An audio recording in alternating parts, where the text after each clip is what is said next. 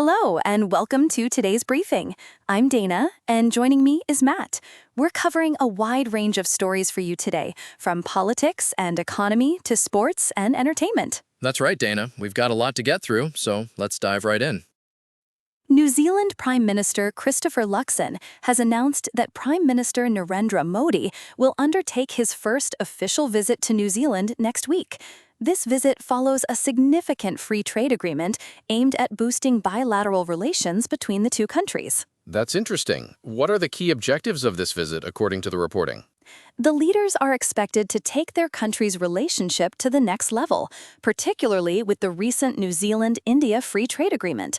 This agreement is anticipated to enhance economic ties between the two nations. So, this visit is more about strengthening economic cooperation. Are there any other significant areas they plan to discuss? The articles mention that India is one of the world's largest and fastest-growing economies, so it's likely they'll discuss ways to leverage this growth for mutual benefit.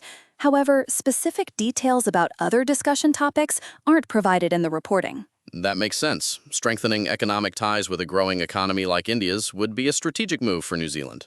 Moving on to a different story, 3 men have been acquitted of murdering Belfast journalist Lyra McKee, who was shot by a member of a dissident Irish Republican Army splinter group while covering a riot in Northern Ireland in 2019. What was the reasoning behind the acquittal? Was it due to lack of evidence?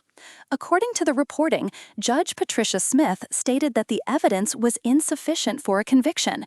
McKee's family expressed disappointment with the verdict. This case highlights the challenges in prosecuting crimes related to dissident groups. Do the articles mention any leads on the actual perpetrator?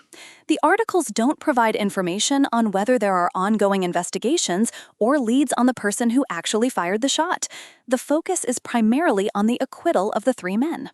Let's switch gears to a story about former President Donald Trump, who recently appeared on Second Lady Usha Vansi's podcast, where guests read picture books to children.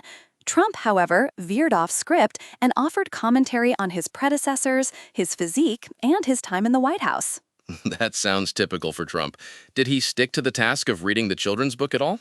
The reporting indicates that he started reading, but soon began riffing on various topics, including past presidents and his own experiences. He's known for deviating from prepared scripts. It's interesting that he chose to appear on a podcast focused on reading to children, given his reputation for improvising. The Supreme Court has refused to stay the bail granted to Sonam Raghuvanshi, who is accused of murdering her husband during their honeymoon in Meghalaya. The court noted that she had already been released and was complying with bail conditions. What were the allegations against her, and why did the Supreme Court decline to intervene? The allegations are serious, involving the murder of her husband. The Supreme Court expressed reservations, but decided not to suspend the bail order, observing that Raghuvanshi had been released and was complying with the conditions. The court seems to be balancing the seriousness of the allegations with the fact that she's already been released. Are there any indications of how the trial might proceed?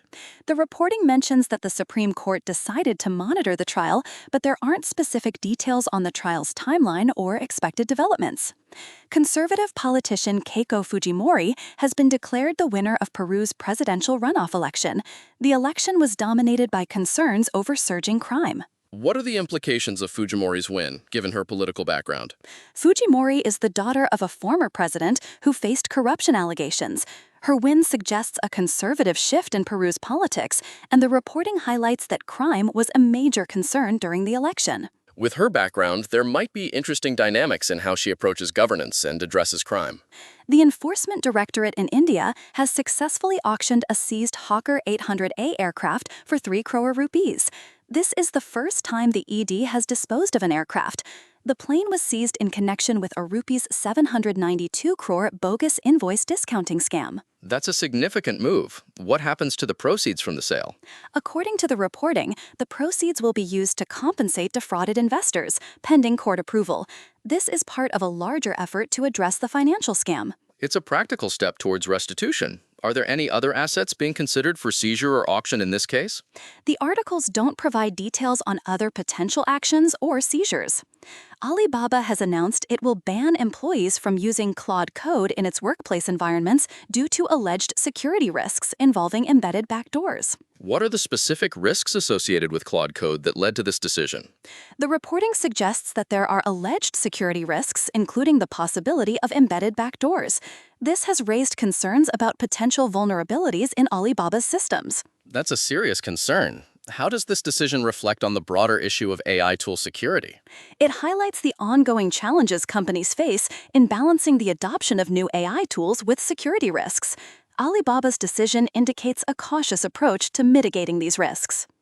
India is investigating a data breach at Tata Electronics that exposed sensitive documents related to Apple's unreleased iPhone 18 Pro.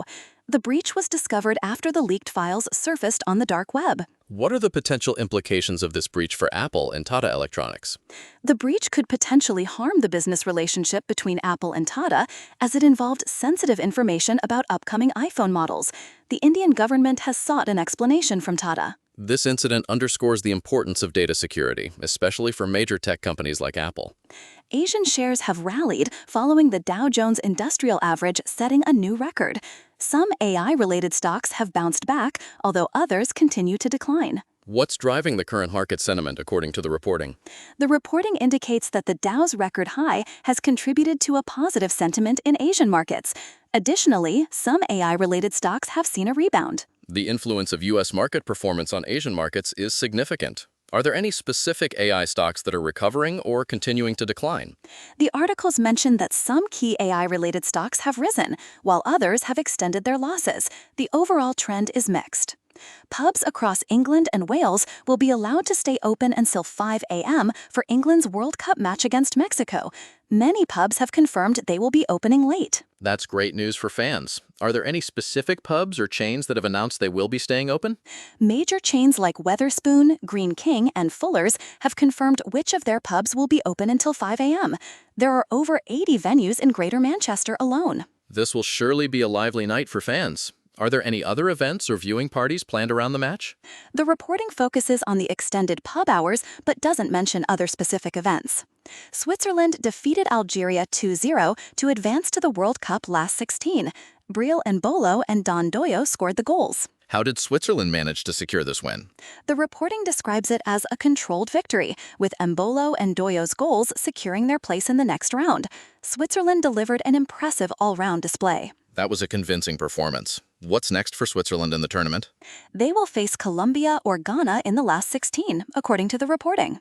Several schools across the UK are allowing pupils to arrive late on Monday following England's 1 a.m. World Cup clash with Mexico.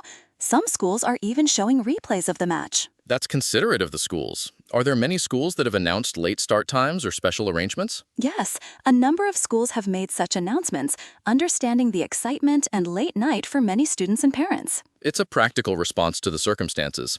Do the articles mention any specific schools or regions that are doing this? The articles provide a general overview and mentions that several schools are making these arrangements, but it doesn't list specific schools. Former AFL footballer Nicky Winmar has been found guilty of assaulting a woman. He will be sentenced at a later date. What were the details of the incident? Winmar was found guilty of dragging a woman by her hair and repeatedly slamming her head into a motel door. The woman had previously testified about being fearful for her life during the incident. This is a serious offense. What's the potential sentence he might face? The reporting doesn't provide information on the potential sentence. Winmar will be sentenced at a later date. Cristiano Ronaldo has addressed speculation about his international retirement following comments by his sister, Katia Aveiro, suggesting he might retire after the 2026 World Cup. What was Ronaldo's response to his sister's comments? Ronaldo emphasized his focus on Portugal's World Cup campaign rather than retirement decisions. His sister's comments had sparked speculation about his future. Ronaldo's response seems cautious. Do the articles indicate how his team is preparing for the World Cup? The reporting focuses on Ronaldo's statement and the speculation around his retirement. It doesn't provide details on Portugal's preparations. Taylor Swift and Travis Kelce are reportedly getting married at Madison Square Garden. The event is expected to be elaborate and attended by close friends and family. That sounds like a significant event. Have there been any details released about the wedding plans or guest list? The reporting suggests it will be an elaborate event inside the iconic New York venue. Many details surrounding the wedding are not publicly disclosed. Given the couple's high profiles, it's understandable that details are being kept under wraps. Taylor Swift and Travis Kelce have donated $26 million to various charities ahead of their wedding. The donations were spread across 20 local and national charities. That's a generous gesture. Are there any specific charities or causes that they've supported? The donations benefited food banks, children's hospitals, and educational programs nationwide. The exact breakdown isn't detailed in the reporting. It's a significant philanthropic effort. How might this donation impact the charities they've supported? The reporting indicates that the donations have left staff at some nonprofits stunned by the generosity. It's likely to have a positive impact on the charities involved. A passenger bus crashed into a deep ravine in Pakistan's Balochistan province, killing at least 40 people. The bus was traveling from Quetta to Peshawar. That's a tragic incident. Were there any survivors reported? The reporting mentions that 8 people were injured in the crash. The bus veered off the road and fell more than 20 meters into the ravine. Road accidents like this are unfortunately common in some regions. Are there any indications of what might have caused the crash? The articles don't provide specific